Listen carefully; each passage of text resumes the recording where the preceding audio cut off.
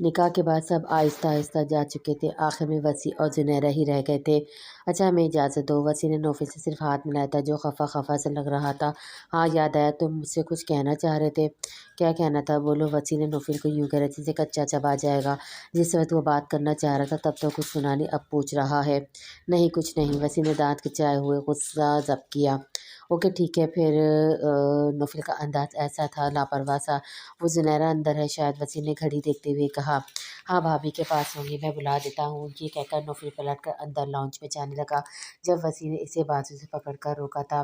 نوفل نے پلٹ کر اسے سوالیہ انداز میں دیکھا۔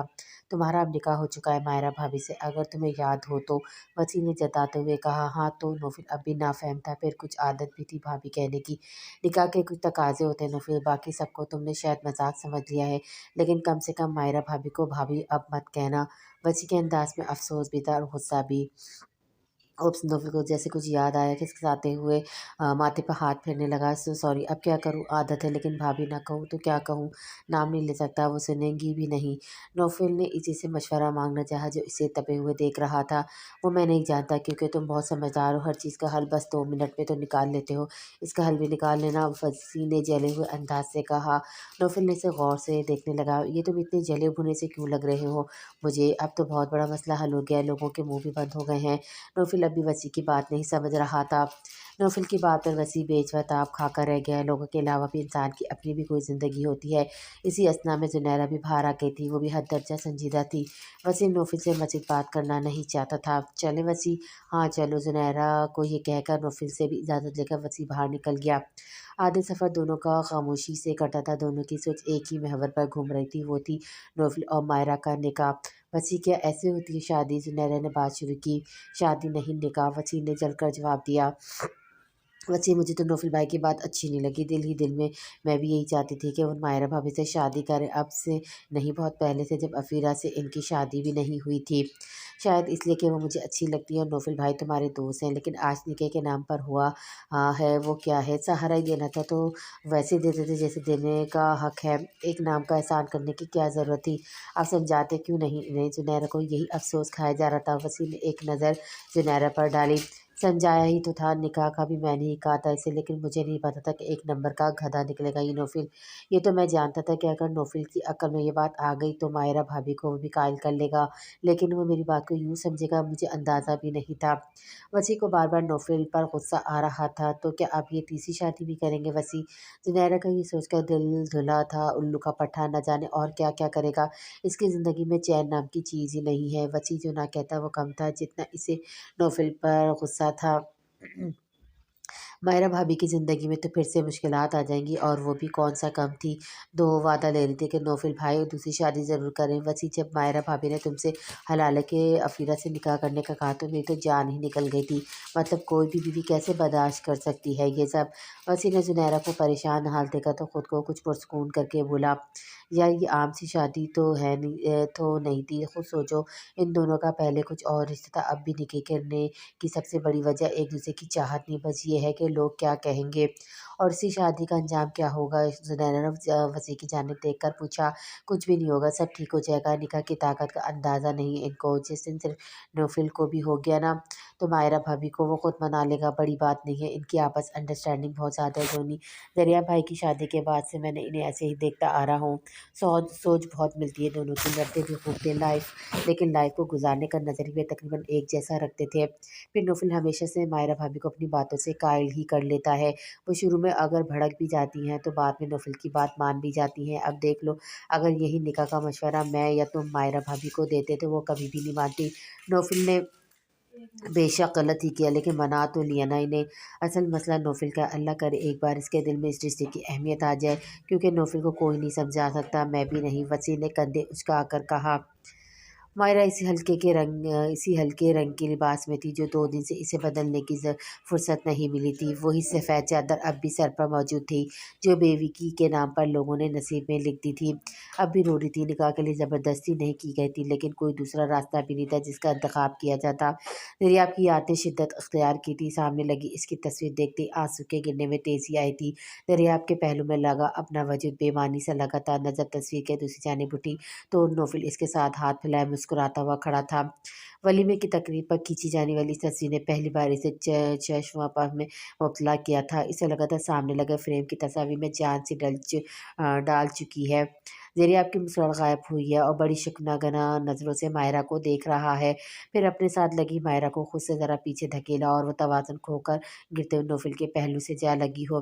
एक ज़ोर का झटका मायरा को लगा था। तसव्वुर ने धकेल कर हाल में पूरी ज़ोर से फेंका था। मायरा का तनफ़्फ़ुस बुरी तरह से बिगड़ा था। चेहरे पे बदहवासी सी छाई थी। एकदम ये लगा कि शायद जल्दबाजी में कुछ गलत कर बैठी है। फिर ये लगा कि शायद ज़रिया को बुरा लग गया है। फ़ौरन से उठकर भागकर इस फ्रेम के पास आई थी। ज़रिया की तस्वीर हर हाथ पर रखने लगी, लब लग कर रोने लगी। मैं मजबूर थी ज़िया, आप मुझे माफ़ कर दें, लेकिन मुझसे नाराज़ मत हो, मैं आपकी नाराज़गी नहीं सह सकती। अभी ज़रिया आपकी तस्वीर देखते हुए कह रही थी जब मोबाइल की रिंगटोन बजने लगी। अपने आंसू पोंछकर मायरा वहाँ से हटकर बेड के पास आ गई। फ़ोन अफ़ीरा का था। मायरा भी सोच रही थी कि अवीरा से बात क्या करेगी।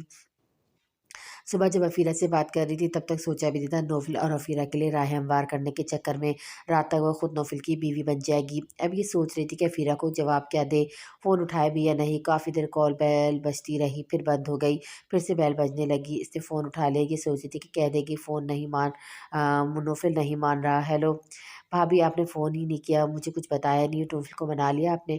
अफ़ीरा वो नहीं मान रहा। कैसे नहीं मान रहे? आप नौफ़िल से कसम ले लें, वादा ले लें भाभी, फिर आपके लिए भी तो मसला है। इससे कहें कि आप कैसे एक घर में इसके साथ रह सकती हैं।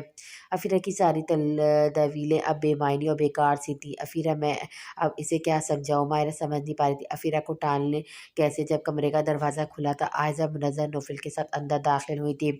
मायरा वहीं चुप सी हो गई थी। फ़ोन पर कौन है? अफ़ीरा का नाम वो कमरे से बाहर ही सुन चुका था। वो कोई नहीं।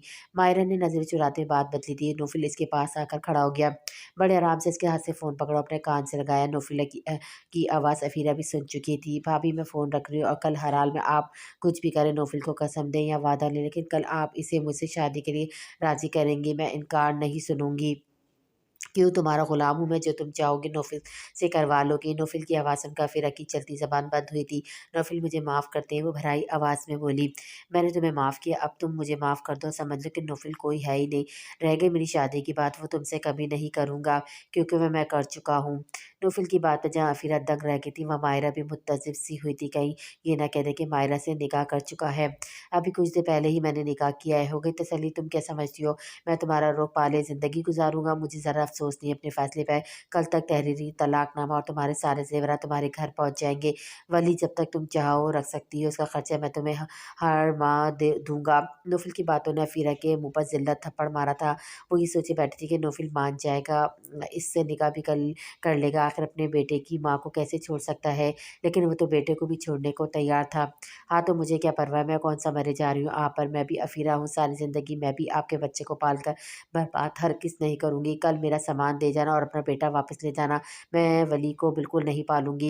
ये कहकर अफ़ीरा फ़ोन रख दिया था। नौफ़िल ने इसका नंबर ब्लॉक किया और मोबाइल मायरा को वापस पकड़ा दिया। अब आपको कॉल नहीं आएगी इसकी, ये कहकर नौफ़िल कमरे से बाहर चला गया। जब वो वसी को अलविदा करके वापस लॉन्च में आए तो दोनों बच्चियाँ खामोशी से सोफ़े पे बैठी थी।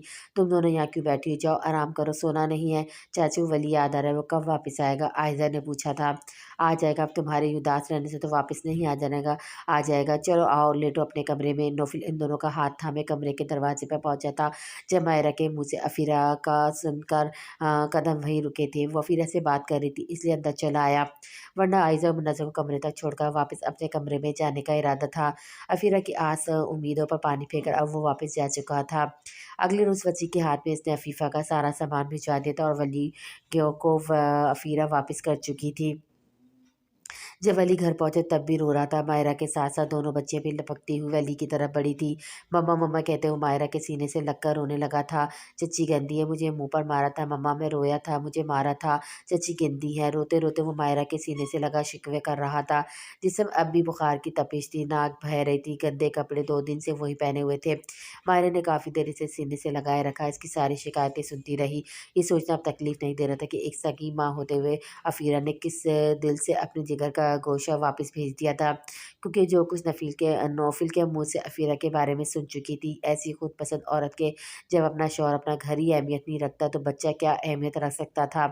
ماہرہ نے پہلے اسے تو چپ کرایا، پھر منہ ہاتھ دھلوا کر کپڑے پہنائے، اپنے ہاتھ سے کھانا کھلایا۔ وہ چپ ہو گیا تھا۔ عائزہ منزہ کے چہرے ولی کو دیکھ کر کھل گئے تھے۔ ولی اتنا اداس تھا دونوں بہنوں سے کہ بار بار ان کا منہ چوم رہا تھا۔ وہ بھی اس کے پاس سے اٹھنے کو تیار نہیں تھی۔ شام کو جب نوفل آفس سے گھر لوٹا تو ولی کا کملایا ہوا چہرہ دیکھ کے دل دکھا تھا۔ وہ بھی باپ کے ساتھ لگ کر پھر سے افیرہ کی شکایتیں لگانے لگا۔ نوفل سن کر اشتعال میں آیا تھا۔ پتہ ہوتا کہ ایک دن اس کے بچے کا افیرہ سگی ماں ہو کر یہ سلوک کرے گی تو کبھی واپس ہی نہ بھجواتا۔ چند ہی دنوں میں ولی اپنے گھر کا ماحول واپس پا کر افیرہ کو بھول بھال گیا تھا۔ افیرہ کی طلاق کی خبر اب چھپانی مشکل تھی، اس لیے عابدہ بیگم نے نوفل پر دوسری عورت کے ساتھ غلط تعلقات کا جھوٹا بہانہ بنا کر افیرہ کی عزت رکھنی چاہی تھی۔ بھئی ہم کیسے ایسے مرد کے ساتھ بچی کو رکھتے جو روز دوسری عورت کے پاس جائے؟ 2 سال میری بچی نے بڑے صبر سے گزارے ہیں، اس کے ساتھ شاید سدھر جائے، لیکن کہاں، مار پیٹ کرنے لگا تھا۔ اب تو وہ میری افیرہ پر عابدہ بیگم جو کہتی وہ کم تھا، لیکن محلے والیاں بھی افیرہ کی فطرت سے واقف تھیں۔ معاف کرنا عابدہ، مگر زبان تو تیری افی کی بھی گز لمبی ہے۔ سب جانتے ہیں کیسے لچھن تھے افی کے۔ مرد کا ہاتھ بھی تبھی اٹھتا ہے جب عورت کی زبان بے قابو ہونے کی عادی ہو۔ ایسے ہی تو کہا جاتا ہے کہ ایک چپ 100 سکھ۔ عابدہ بیگم کی باتوں پہ کسی نے بھروسہ نہیں کیا تھا۔ یہ خبر جب عبیرہ اور اماں جی کے گھر پہنچی تو شبو کو موقع مل گیا تھا۔ کب سے فرقان کے منہ سے عبیرہ کی تعریفیں سنتی آ رہی تھی۔ ماں کے ہاتھ سے خرچہ کیا گیا تھا، شبو کی مفت چوریاں بھی بند ہو چکی تھیں۔ پیسے فرقان عبیرہ کے ہاتھ میں بھی نہیں رکھتا تھا۔ سمجھو تو عبیرہ صرف نام کی حکمران تھی، سارے گھر کا دھرتا اور دھرتا اس وقت فرقان تھا۔ عبیرہ تم تو رہنے ہی دو، تمہاری بہن کے بارے میں ہم تو کچھ اور ہی سن رہے ہیں۔ سنا ہے اپنی تیز ترار اور زبان کی وجہ سے تمغہ ملا ہے۔ روتی ہوئی عبیرہ نظریں چرا گئی تھی، کیونکہ پتہ تھا کہ وہ بہن ہی قصوروار تھی۔ شبو پھر ماں سے کہنے لگی، اماں میں تو کہتی ہوں اپنے ہاتھ میں دوبارہ سے اپنے گھر کی بھاگ دوڑ۔ بہنیں تو ایک دوسرے کا پر تو ہوتی ہیں، کیا پتہ کل کلا کو عبیرہ زبان کی تیزی دکھا اور بہن کے نقش قدم پر چل نکلے۔ شبو کی بات پر خاموش اور سنجیدہ سے کھڑا فرقان بول پڑا، ایسا کیا کیا عبیرہ نے آپا، اور کہاں لکھا ہے کہ طلاق ایک بہن کو ہو جائے تو دوسری بہن اس کے لیے سزا بھگتے گی، وہ بھی بنا کسی قصور کے؟ فرقان کی بات سن کر شبو ترکی بدر کی جواب دینے لگی، رہنے دو میاں، ایک زمانہ دیکھا ہے ہم نے، خربوزے کو دیکھ کر خربوزہ رنگ پکڑتا ہے۔ اب اپنی بیوی کا میکے جانا کم کرو، ورنہ دیکھو کیسی آگ لگائے گی یہ بھی اس گھر میں، جیسی اس کی بڑی بہن نے اپنے سسرال میں لگائی تھی۔ مرد ذات ہے، کہاں غصے میں قابو رہتا ہے، ہو گئی نہ طلاق؟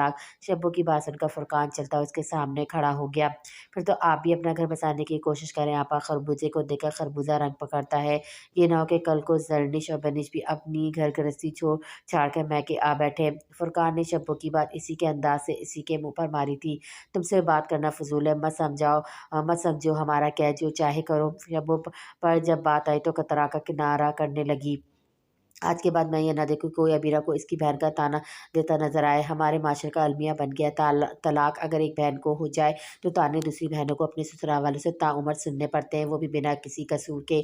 فرقان کے باروک لہجے پر سبھی چپ ہو گئے تھے۔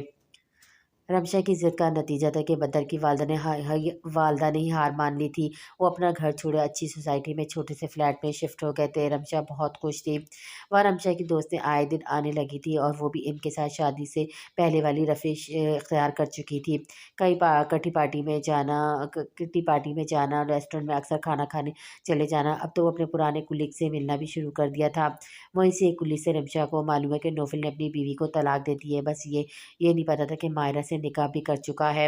رمشا کا دل مسرور سا ہو گیا تھا، مجھے تو پہلے ہی پتا تھا، مجھے جلانے کے لیے نوفل نے شادی تو کر لی تھی، لیکن مجھے بھلانا اس کے بس کی بات نہیں تھی۔ کبھی تو دیکھو 2 سال ہی رکھ پایا اسے، اب بھی وہ مجھے چاہتا ہے۔ ثنا کے منہ سے یہ خبر رمشا کے لیے خوشیوں کا پیش خیمہ تھی۔ لیکن تمہاری تو شادی ہو چکی ہے رمشا۔ ہاں میں نے بھی نہ جانے کیوں امی کی باتوں میں آگے، بدر کسی اینگل سے میرے ساتھ نہیں جچتا۔ ثنا بس میرا ایک کام کر دو، باس سے بات کرو کہ میں دوبارہ سے جاب کرنا چاہتی ہوں۔ رمشا کا دل نوفل کے بارے میں سوچ کر گدگدایا تھا، لیکن تمہارا نوفل سے بریک اپ ہو چکا ہے رمشا، وہ کیوں تمہاری طرف لوٹے گا؟ یہ تمہارا مسئلہ نہیں ہے، تم بس باس سے پوچھ کر مجھے بتاؤ۔ رمشا کے اندر تو جیسے بہاریں لوٹ آئی تھیں۔ شدت جب نماز پڑھنے کے بعد صحن میں لگے پودوں کو پانی دے کر چھت پر گئی تو زیان پہلے سے وہاں موجود تھا۔ شزا کو دیکھ کر مسکرانے لگا، پنجرہ صاف ستھرا تھا، دانا اور پانی بھی وہ ڈال چکا تھا، لیکن طوطوں کی چچاہٹ شزا کو دیکھ کر شروع ہوئی تھی۔ شزا تیز قدم اٹھاتے ہوئے وہاں پہنچی تھی، زیان کو نظر انداز کرتے ہوئے طوطوں سے کھانے کا کہنے لگی، شاید وہ شزا کی اجازت دینے کے منتظر تھے۔ اپنا دانا کھانے لگے، واہ کیا جادو کیا تم نے ان پر، کب سے میں ان کی منتیں کر رہا ہوں لیکن انہوں نے پانی تک نہیں پیا، اور تمہارے آتے ہی زیان ज़ियान क्या आप यहाँ से जा सकते हैं? शीज़ा ने ज़ियान की बात मुकम्मल सुनी ही नहीं थी। क्यों? मैं कुछ वक़्त यहाँ अकेले गुज़ारना चाहती हूँ। तुम दिन के 24 घंटे अकेली तो गुज़ारती हो। ज़ियान के तंज पर शीज़ा ने बरजस्ता इसे देखा था। मैं आपकी लाइफ़ में मदाख़लत नहीं करती हूँ, बेहतर है कि आप भी मेरी ज़िंदगी में दख़ल अंदाज़ी ना दें तो बेहतर है। शीज़ा का लहज़ा तल्ख़ हुआ था। शीज़ा ज़िंदगी यूँ नहीं गुज़रती बंद कमरे में रहकर। ज़ियान ने इसे रसानियत से समझाना चाहा, मेरी कट रही है। मुझे अच्छा नहीं लगता। ज़ियान की बात सुनकर शीज़ा ने इसे घूर कर देखा था। मैंने अब आपको ऐसा कोई हक़ नहीं दिया कि आप मेरे बारे में यूँ कहें। तुम मेरी कज़न हो, यूँ दुनिया से कट के तनहा रहोगी तो मैं इंसानियत के नाते तुमसे पूछ सकता हूँ। आप अपनी इंसानी हमदर्दी किसी और को जाकर दिखाएँ। शीज़ा इससे पहले कि ज़ियान मज़ीद कुछ कहता, शीज़ा तेज़ी से छत से नीचे उतर गई। इसके बाद इसे छत पर जाना भी छोड़ दिया था। 15 दिन से वो छत पर नहीं आई थी। परिंदे भी उदास से हो चुके थे, ठीक से खा भी नहीं रहे थे, ना ही ज़ियान की संगत से मायूस हो पा रहे थे। शाम के वक़्त ज़ियान ने शीज़ा के कमरे के दरवाज़े पर दस्तक दी और दरवाज़ा खुला तो सामने खड़ी थी। ज़ियान ने बिना कुछ कहे सुने इसका हाथ पकड़ा, ऊपर छत पर ले गया। परिंदे भी फिर से बचाने लगे थे। क्या बदतमीज़ी है ज़ियान, मेरा हाथ छोड़ें। शीज़ा ये शुक्र कर रही थी कि इस वक़्त शहर में कोई मौजूद नहीं था। अगर इसकी कोई भाभी इसे यूँ देख लेती तो ना जाने क्या सोचती। ज़ियान ने इसका हाथ छोड़ दिया। अब मैं तुम्हें डिस्टर्ब नहीं करूँगा, लेकिन तुम इन परिंदों के साथ ज़ुल्म मत करो। 15 दिन से उन्होंने ठीक से कुछ खाया नहीं है। ये कहकर वो छत से नीचे उतर गया। शीज़ा अब अपना वो हाथ देख रही थी जो कुछ देर पहले ज़ियान के हाथ में था। 8 साल पहले इसने इसका हाथ थामकर इसे मंगनी की अंगूठी पहनाई थी। इस वक़्त शीज़ा को इसके हाथ में अपना हाथ बहुत अच्छा लगा था, लेकिन आज इसका यूँ हाथ पकड़ना बुरा लग रहा था। अगले रोज़ वो खुद ज़ियान के कमरे में आई थी। ज़ियान, मुझे आपसे बात करनी है। लहज़ा सब भी जब भी सख्त था। अंदर आ जाओ, बैठो, कहो क्या कहना है। ज़ियान सामने सोफ़े पे बैठा अपने लैपटॉप पर बिज़ी था जब वो कमरे में दाखिल हुई थी। नहीं, मैं यहीं ठीक हूँ। शीज़ा दरवाज़े की दहलीज़ पे ही खड़ी रही। मजबूरन ज़ियान को उठकर इसके पास आना पड़ा। मैंने क्या बिगाड़ा है आपका? शीज़ा की आँखों में नमी थी। मैंने ऐसा तो कुछ नहीं कहा तुमसे। शीज़ा का रवैया ज़ियान की समझ से बाहर था। मैं अपने किरदार पे एक बहुत बड़े इल्ज़ाम से तलाक पा चुकी हूँ, वो भी बिना किसी कसूर के। भाभियाँ लाख अच्छी सहीं, लेकिन इनकी शक भरी नज़रें मुझसे बर्दाश्त नहीं होती। शायद इन्हें लगता है कि मेरा वाक़ई अपने देवर से कोई ताल्लुक था, जब भी मुझे इरफ़ान ने छोड़ दिया। आपको क्या लगता है मुझे बंद कमरे में बैठने का शौक है? नहीं, मुझसे लोगों की तमस्खराना नज़रें बर्दाश्त नहीं होती। आप तो मेरा हाथ पकड़ कर बिना कुछ सोचे समझे मुझे छत पर ले गए। अगर मेरी भाभियाँ या अम्मी या चाची कोई देख लेता तो क्या समझता? ये सोचा आपने क्यों मुझ पर लगे झूठे घटिया इल्ज़ाम पर सच की मोहर लगाना चाहते हैं आप? शीज़ा का तर्ज तेज़ व तंद लहज़ा बहते आँसू देखकर वो चुप सा रह गया था। बिना सोचे समझे अपना उठाया गया कदम गलत लग रहा था। शीज़ा फिर से इसे सामने हाथ जोड़ दिए। मेरे पास सिर्फ़ थोड़ी-सी इज़्ज़त ही बची है, बाकी मेरा दामन हर चीज़ से खाली है। खुदारा जो मेरे पास रह गया इसे कायम रहने दें, दूर रहें मुझसे। ये कहकर शीज़ा वहाँ से चली गई। अफ़ीरा का ज़ेवर देखकर आबदा बेगम की आँखें फटी रह गई थी। मेकअप, कपड़े, इसकी हर चीज़ वापस आ चुकी थी। अम्मा मेरी शादी कर दो। अफ़ीरा को रात भर ये सोचकर नींद नहीं आई थी कि नौफ़िल ने एक ही दिन में शादी कैसे कर ली और कौन-सी लड़की इससे शादी के लिए मान भी गई थी। ज़िंदगी को खेल-तमाशा समझ रखा था अफ़ीरा ने। अब भी यही लगता था कि वो नौजवान सा लड़का अभी इसे देखते इसके हुस्न में गिरफ़्तार होकर इसे अपना लेगा। आबदा बेगम घूरते हुए अफ़ीरा को देखा। अभी इद्दत में है तू और शादी करेगा कौन तुझसे? ज़ेवर के डिब्बों को बंद करते हुए बोली। मैं किसी इद्दत को नहीं मानती, ना ही ऐसी किसी बात को निभाऊँगी। जब नौफ़िल को कोई मिल सकती तो मुझे भी कोई मिल ही जाएगी। और ज़ेवर इधर दो मुझे अम्मा। अफ़ीरा ने बेड पे आबदा बेगम की गोद से अपने ज़ेवर के डिब्बे उठाए थे। ये सब चीज़ें मेरी हैं, खबरदार जो हाथ भी लगाया किसी चीज़ को। अफ़ीरा ने सारे डिब्बे पकड़े उठकर अलमारी के लॉकर में रखने लगी। हाँ, हाँ, रख ले, मैंने कौन से अपनी कब्र में लेकर जाने थे। आबदा बेगम का लहज़ा मतफ़ाना ज़रूर था, लेकिन नज़रें ज़ेवरात पर ही टिकी हुई थी। इद्दत के नाम पे अफ़ीरा किसी बात पर अमल नहीं किया था। अबीरा बस एक ही बार इससे मिलने आई थी। फुरकान बस 1 घंटे के लिए इसे आबदा बेगम के घर लेकर आया था। अफ़ीरा की इद्दत की वजह से एहतियात बरतते हुए खुद ही ड्राइंग रूम में जाकर बैठ गया ताकि अफ़ीरा को फुरकान की मौजूदगी से मसला ना हो, लेकिन वो तो इसके सामने जाकर बैठ गई। फुरकान तो मुस्तज़िब सा हुआ था। इस वक़्त इसे फुरकान से पर्दा करना चाहिए था, लेकिन वो सामने बैठी थी। आबदा बेगम ने इसे घूरा भी, लेकिन इसे कहाँ परवाह थी। फुरकान तो अफ़ीरा को वैसे ही पहली नज़र में अच्छा लगा था। इसकी हमदर्दी हासिल करने की खातिर रो-रो कर नौफ़िल की बुराइयाँ करने लगी और इस पे झूठे इल्ज़ाम लगाने लगी। वो बेचारा चुपचाप सुनने पर मजबूर था। अबीरा को भी ये बात ख़ास पसंद नहीं आई थी। वो बहन का दुःख बाँटने आई थी, लेकिन वो अबीरा की बजाय फुरकान से मुख़ातिब हो रही थी। 1 घंटा भी नहीं गुज़रा था जब अबीरा फुरकान से वापसी का कहने लगी। बहन की आदत से वाकिफ़ थी। ये भी अंदाज़ा था कि नौफिल ने तंग आकर ही तलाक दी होगी। घर पहुंचकर कमरे में आकर फुरकान कुछ कुछ चुप चुप सा था। अफीरा की गैर मुनासिब हरकत इसे कुछ अच्छी नहीं लगी थी। अपनी शादी में नौफिल से बस चंद मिनट की मुलाकात हुई थी। अब इन चंद मिनट में नौफिल की शख्सियत का वो कुछ और भी अंदाज़ा नहीं लगा सकता था। अबीरा भी चुप चुप थी। बेड पर टेक लगाया फुरकान ने एक नज़र अबीरा पे डाली। वो भी किसी गहरी सोच में गुम थी। अबीरा, मुझे तुम्हारी बहन की ये बात अच्छी नहीं लगी। इद्दत के कुछ तकाजे होते हैं, बात तुमसे करनी चाहिए थी ना कि मुझसे। फुरकान साहब गोई का आदी था। सामने बीवी हो या बहन, माँ या बहन, वो बात मुंह पर करता था। अब यह है ही ऐसी है। अम्मा ने बहुत कहा कि तुम कमरे में बैठो, लेकिन अबीरा का मसला ये था कि लगी बिटी बातें करनी ही नहीं आती थी। बात तो शुरू कर बैठी, लेकिन अब एहसास हो कि शोहर है, कहीं बाद में बहन का ताना ना दे, तो चुप हो गई। बहरहाल तुमने अगर दोबारा जाना भी हो तो मैं तुम्हें छोड़ आऊँगा, लेकिन मैं एक मिनट भी नहीं रुकूंगा वहाँ। फुरकान के अटल लहजे पर अबीरा खामोश हो गई थी। ज़ियान चंद दिन तक शिज़ा की बातें ही सोचता रहा। दिल रंजीदा सा हो गया था। क्या कसूर था इसका? किस जुर्म की सज़ा इसे तन्हाई की सूरत में मिल रही थी? पहले तो सोचा कि ताया से नौफिल का ज़िक्र करे, लेकिन दिल अब नहीं मान रहा था। कहीं न कहीं कसूरवार अपनी ज़ात ही लग रही थी। एक पल के लिए सोचा कि नौफिल ही क्यों, वो खुद क्यों नहीं अपना लेता शिज़ा को? अपने लिए ऐसा ही इसने अफ़ीरा के बाद अब पहली बार सोचा था। दिल ने जैसे इतराफ़ मोहब्बत की थी। जिन खुशियों की तवक्को नौफिल से शिज़ा के लिए ज़्यादा था, इन खुशियों से खुद भी तो शिज़ा का दामन भर सकता है। पूरी रात वो शिज़ा के बारे में सोचता रहा। फ़जर की नमाज़ मस्जिद में अदा की थी। घर आकर छत की बजाय अपनी वालिदा के पास इनके कमरे में चला गया। वो तस्बीहात से फ़ारिग हो गई थी। ज़ियान को देखकर फ़रहत मोहब्बत से मुस्कुराए, उठकर इसका माथा चूमा। बहुत खुशी होती है मुझे जब तुम नमाज के लिए उठते हो ना। ज़यान ने भी माँ के हाथ थामकर बूसा दिया। काश के पहले समझ जाता कि माँ बाप की खुशी में ही औलाद की बेहतरी छुपी है, तो इतना बड़ा धोखा नहीं खाता। ज़यान की बात उसकी वालिदा ने इसके चेहरे पे प्यार से हाथ फेरा। अभी कौन सा वक्त हाथ से चला गया है। मैं तो खुद तुमसे पूछना चाह रही थी कि 2-3 लड़कियां मुझे पसंद है, अगर तुम कहो तो बात आगे बढ़ाऊं। ज़ियान हाथ पकड़े अपने पलंग पर इसे ले आई। वो भी इनके सामने बैठ गया। बात तो वो भी यही करने आया था। जानता था कि ना इनकार होगा ना एतराज़। अम्मी, मैं भी आपसे यही कहने वाला था, मैं शादी करना चाहता हूँ। ज़ियान के मुँह से ये सुनकर इसकी वालिदा चहक सी गई थी। शुक्र है मेरे रब का, मैं तो आज ही राब्ता करती हूँ इस रिश्ते वाले से। मुझे तो 2-3 बच्चियाँ इसके बताए हुए रिश्तों में बहुत पसंद आई थी। तुम भी देख लेना, जो तुम्हें पसंद हो, मैं वही बात आगे बढ़ाऊँगी। अम्मी, मैं शिज़ा से शादी करना चाहता हूँ। ज़ियान की बात ने इसकी वालिदा की मुस्कुराहट छीन ली थी। ज़ियान, दिमाग तो ठीक है तुम्हारा? माँ का रवैया तवक्को के बरखिलाफ़ था। क्यों अम्मी, शिज़ा तो आपको हमेशा से अज़ीज़ रही हैं। ज़ियान, तब बात और थी। इसकी वालिदा ने नागवारी से इसे देखा। क्या मतलब? अब बात को क्या हुआ? अब भी वही शिज़ा जो पहले थी। ज़ियान, अब वो तलाक याफ़्ता है। मैं अपने इकलौते बेटे की शादी एक तलाक याफ़्ता से क्यों करवाने लगी? लोग क्या कहेंगे? दुनिया को क्या मुँह दिखाऊँगी? माँ के मुँह ये बातें सुनकर ज़ियान सदस्सा हुआ था।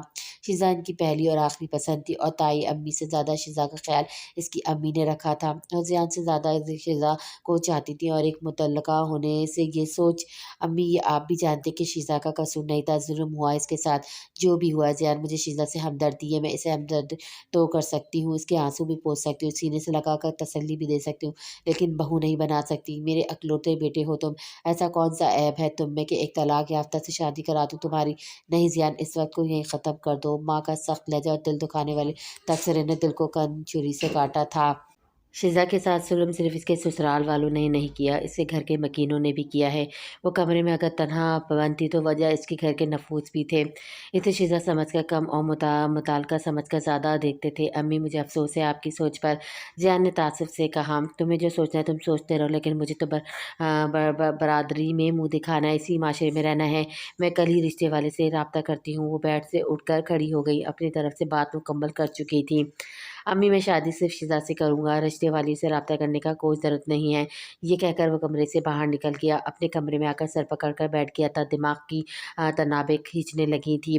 लोग क्या कहेंगे? क्या ये सोचकर हम कभी भी किसी ऐसी औरत का सहारा नहीं बन सकते जिसे हमारे सहारे की अशद ज़रूरत है? मुताल्का होना या बेवा हो जाना औरत के लिए गाली क्यों बन गया है? या वो औरत अछूत क्यों समझी जाती है जिसे एक कुँवारा मर्द अपना न सके?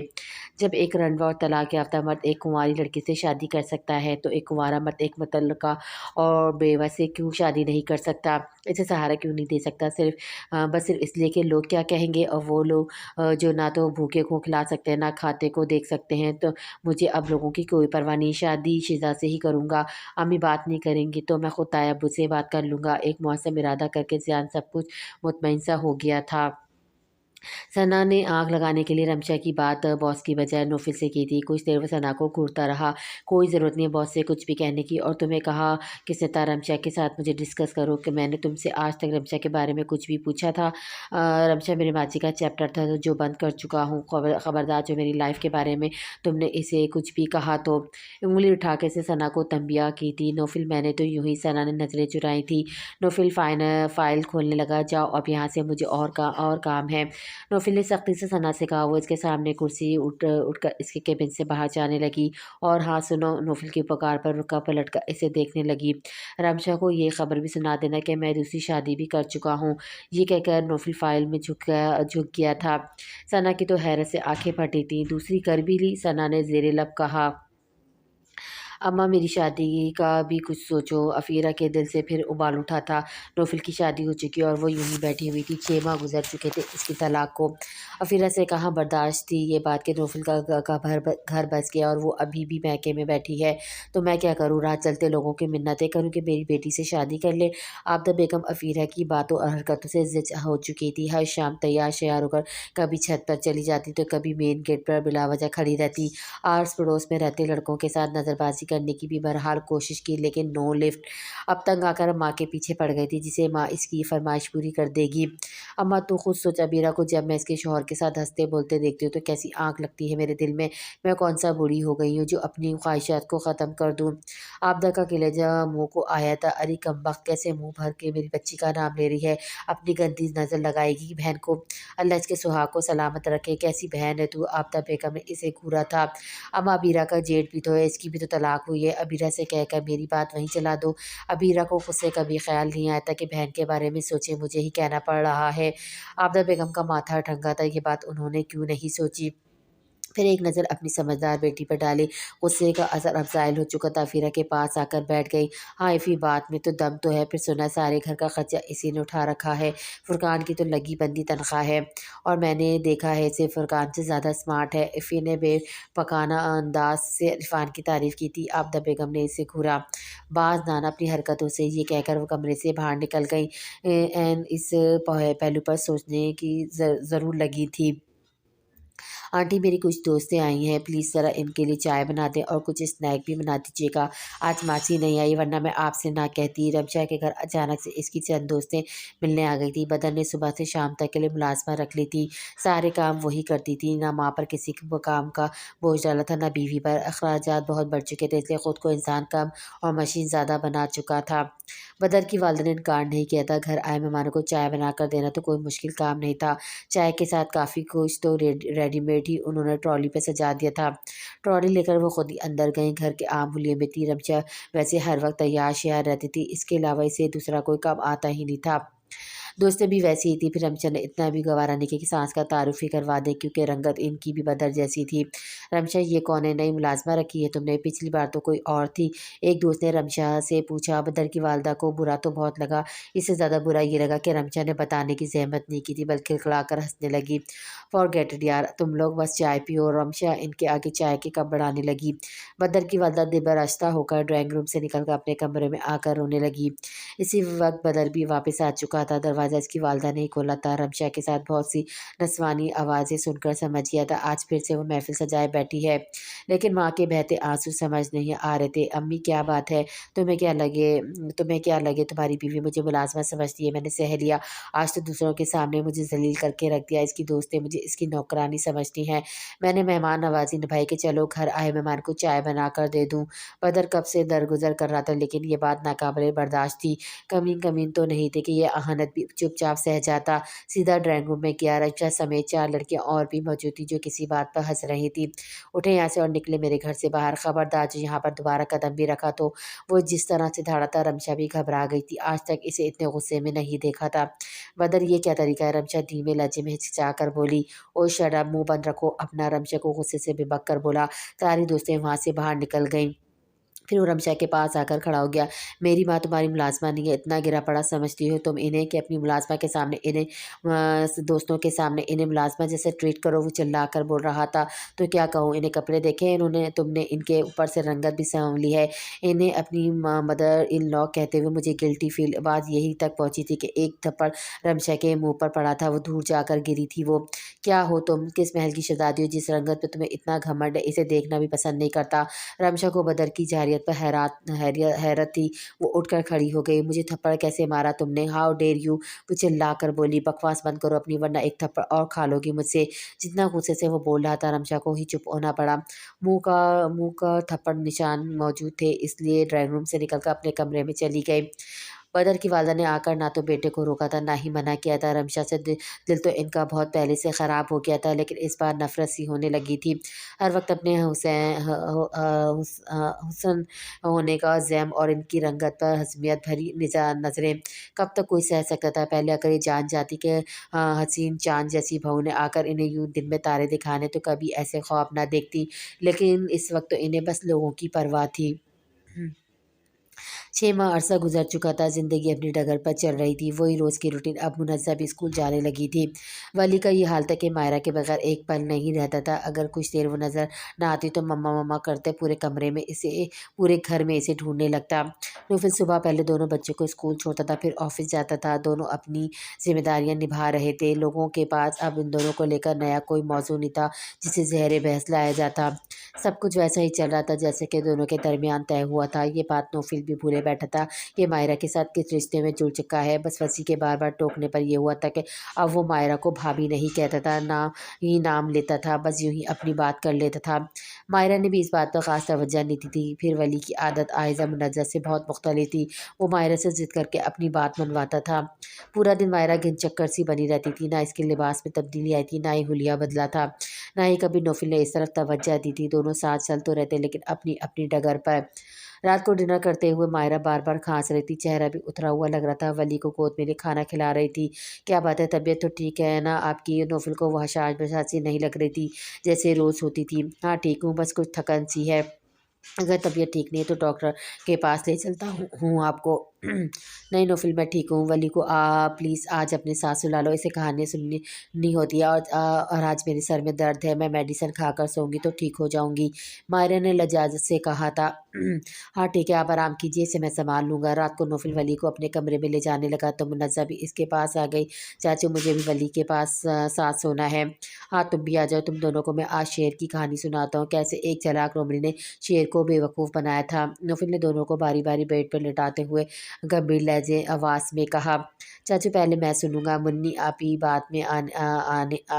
की बारी बाद में आएगी। नौफिल अब बेड पे लेट चुका था। दाएं जाने मुनज़्ज़ा इसके बाजू पर सर रख कर लेटी थी और बाएं जाने वली। नहीं चाचू, पहले मैं सुनूंगी। वली छोटा है, वली बाद में सुनेगा। मुनज़्ज़ा ने अपना बड़ापन जताया था। मेरा एक ही मुँह और मैं एक वक्त में दोनों को भी सुना सकता हूँ। अगर तुम दोनों ने कहानी सुननी है तो चुपचाप सुनो। मुनज़्ज़ा ने नौफिल के चेहरे का रुख अपनी जानिब मोड़ लिया। हाँ तो चाचू आप सुनाएं। हाँ तो एक जंगल में शेर रहता था। नौफिल ने कहानी सुनानी शुरू की, लेकिन वली ने नौफिल का चेहरा अपने नन्हे मुन्ने हाथों से अपनी जानिब मोड़ लिया। हाँ तो चाचू आप सुनाएं। मुनज़्ज़ा के कहे दो फिक्रे को वली ने इसी अंदाज से दोहराया था। आजकल इसका यही काम था। आयज़ा मुनज़्ज़ा और आयज़ा जो भी बोलती थी वो किसी रटू तोते की तरह दोहराने लगता था। नौफिल ने वली की जानिब मुँह कर लिया। शेर जंगल का बादशाह था, हर तरफ इसकी हुकूमत थी। कहानी अभी यहीं तक पहुंची थी कि मुनज़्ज़ा ने माथे पर बल डाले नौफिल का चेहरा गुस्से से अपनी जानिब किया था। चाचू आप मुझे देखकर कहानी सुनाए, मुनज़्ज़ा ने इस बार रौब से कहा। वली गौर से देख रहा था। नौफिल ने मुनज़्ज़ा की तरफ देखकर कहानी आगे बढ़ाई। सब जानवर शेर से डरते थे, लेकिन एक लोमड़ी। कहानी अभी यहीं तक पहुंची थी जब वली ने भी गुस्से से नौफिल का चेहरा अपनी जानिब खींच कर किया। चाचू आप मुझे देखकर कहानी सुनाए। जिस अंदाज से मुनज़्ज़ा बोली थी, वली भी ऐसी माथे पर तेवरी चढ़ाए बोला। हटो तुम दोनों पीछे, कोई कहानी सुने नहीं सुनेगा, एक ही मुंह है मेरा। नौफिल की धमकी पर दोनों ही अपने वक़्फ़ से पीछे हटे थे। चाचू हमें कहानी सुननी है, दोनों बेवक्त बोले। फिर चुपचाप सुनो ना मैं मुनज़्ज़ा की तरफ देखूंगा वली की तरफ ना मैं मुनज़्ज़ा की तरफ देखूंगा ना वली की तरफ। नौफिल ने कहानी सुनाना शुरू की। जब कहानी ख़त्म हुई थी दोनों सो चुके थे। नींद से नौफिल की आंखें भी बोझल होने लगी थी। इसने अपने बाजू को धीरे से खींचकर इन्हें तकिए पर लेटाया और कुछ ही देर में खुद भी सो चुका था। رات کا نہ جانے کون سا پہر تھا جب عائزہ اسے ہلا کر جگا رہی تھی۔ چاچو اٹھے نہ دیکھے مما کو کیا ہوا ہے عائزہ کی بات۔ اس نے بمشکل آنکھیں کھولی تھی، موندی موندی آنکھوں کو ہتھیلیوں سے مسلا۔ کیا بات ہے عائزہ؟ چاچو مما بہت کانپ رہی ہے، انہیں بخار بھی ہو رہا ہے، اب دیکھیں انہیں کیا ہوا ہے۔ عائزہ کی پریشان چہرہ دیکھ کر اٹھ کر بیٹھ گیا تھا۔ دونوں بچے پر لحاف اڑا کر وہ عائزہ کے ساتھ ماہرہ کے کمرے میں داخل ہوا تھا۔ کمفرٹ اڑے وہ بھی بری طرح سے کانپ رہی تھی۔ نوفل اس کے پاس آ گیا۔ کیا ہوا آپ کو؟ طبیعت تو ٹھیک ہے؟ نوفل کی بات پر وہ بس اونگ رہی تھی، بخار کی شدت سے غنودگی میں تھی، ہوش و حواس سے غافل تھی۔ چاچو مما کو بخار ہے، دیکھیں کتنی گرم لگ رہی ہیں۔ عائزہ نے ماہرہ کے ہاتھ پر ماتھے پر ہاتھ رکھ کر کہا۔ بے اختیار نوفل کا ہاتھ ماہرہ کے ماتھے کی طرف بڑھا تھا، لیکن اگلے ہی لمحے رک بھی گیا تھا۔ آج تک کبھی اتنی جسارت نہیں کی تھی۔ ہاں کبھی کبھی اپنی بات سمجھانے کے لیے اس کا ہاتھ ضرور پکڑ لیتا تھا۔ چاچو دیکھو کتنا تیز بخار ہے، عائزہ نے دوبارہ سے کہا۔ عائزہ حد درجہ پریشان تھی۔ نوفل نے ماہرہ کا ہاتھ تھام لیا جو اس وقت آگ کی طرح تپ رہا تھا۔ اف انہیں تو بہت تیز بخار ہے۔ بخار کی شدت سے وہ نیم بہوش ہوئی تھی۔ نوفل کمرے سے باہر آیا، کچن سے ایک باؤل پانی لایا، کمرے میں آ گیا، ٹیشو باکس سے ٹیشو نکالے، پانی سے ہلے سے بھگو کر ماہرہ کے ماتھے پر رکھ دیے۔ گھڑی پر نظر ڈالی تو رات کے 2 بج رہے تھے۔ ڈاکٹر پر وہ اسے تب لے جا سکتا تھا جب بخار کی حدت کم ہوتی، وہ خود بھی ہوش حواس میں ہوتی۔ چاچو مجھے نیند آ رہی مجھے نیند آ رہی ہے، میں ولی کے پاس جا کر سو جاؤں؟ عائزہ کی آنکھیں بھی نیند سے چور تھی، بار بار جوائیاں لے رہی تھی۔ ہاں تم جا کر سو جاؤ۔ نوفل کے کہنے پر وہ کمرے سے باہر چلی گئی۔ نوفل بیڈ پر ماہرہ کے برابر میں بیٹھ گیا، وہ اب بھی کانپ رہی تھی۔ آدھا گھنٹہ وہ اسے گیلے ٹیشو کی پٹیاں کرتا رہا۔ بخار کی شدت ذرا کم ہونے پر اس کی کپاہٹ کم ہوئی تھی، لیکن اس وقت تک نوفل کی اپنی آنکھیں بھی نیند سے بھوجل ہونے لگی تھیں۔ بیڈ کے کراؤن سے تکیہ ٹیک وہ خود بھی اونگنے لگا تھا۔ نیند کا غلبہ ایسا چھایا کہ ماہرہ کے سر پر رکھے ٹیشو پر اپنا ہاتھ دھیرے وہ اس کے برابر میں ہی سو چکا تھا۔